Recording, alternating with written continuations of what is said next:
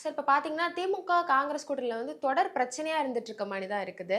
ஏன் அப்டின்னா, அமித்ஷா அவர்கள் வந்து தமிழகத்துக்கு வருகை தந்து எடப்பாடி அவர்களோட பேச்சுவார்த்தை நடத்துறாங்க. ஆனா, ராகுல் காந்தி வந்து தமிழ்நாட்டுக்கு வருகை தர்ற மாதிரி ஏதோ ஒரு அறிகுறியே தெரியலையே சார். ஏன் அப்டின்னா, சோனியா காந்தி அவர்களுக்கு வந்து உடல்நிலை சரியில்லாம இருந்துச்சு. அப்ப கூட நியூஸ்லாம் வெளிவந்ததுக்கு அப்புறம் தான் வந்து ஸ்டாலின் அவர்கள் ட்வீட்டே போட்டாங்க. இத எப்டி சார் பார்க்குறீங்க? ராகுல் காந்திக்கு ஸ்டாலின் மீது நம்பிக்கை போகிவிட்டது.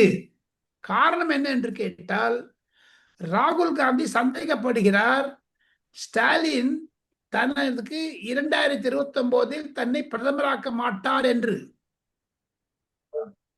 அதை தவிர பிரசாந்த் கிஷோர் பாண்டே என்று சொல்லுபவர் பீகார்காரர். அவர் ஒரு அந்தனர், பிராமணர். அவர் விஜய்க்கு ஆலோசகராக இருக்கிறார். அவர் காங்கிரசிற்கும் ஆலோசகராக இருக்கிறார், தேர்தல் வியூகத்தை வடிவமைப்பவர். அவர் போய் சொல்லிட்டாரு ராகுல் காந்தி கிட்டக்க, விஜய் நீ ஒன்னா சேர்ந்தா நல்லா இருக்கும், இந்த ஸ்டாலின் வந்து 29 வந்து உன்னை விட்டுட்டு போயிடுவாரு அப்படி. அதுல இருந்து பிடிச்சது பாருங்க அவர் ராகுல் காந்திக்கு ஒரு ஒரு என்னன்னு சொல்ல முடியாது, நம்ம மோன புத்தி. இந்த மரத்துக்கு மரம் ஒண்ணு தாவும், அது என்னங்க, அதுக்கு பேர் மறந்துட்டேன், அந்த மாதிரி இருக்குது. ஸோ ஆக மொத்தம் அவருக்கு ராகுல் காந்திக்கு ஸ்டாலின் மீது நம்பிக்கை இல்லை. அதான் ஒன்னே ஒண்ணு.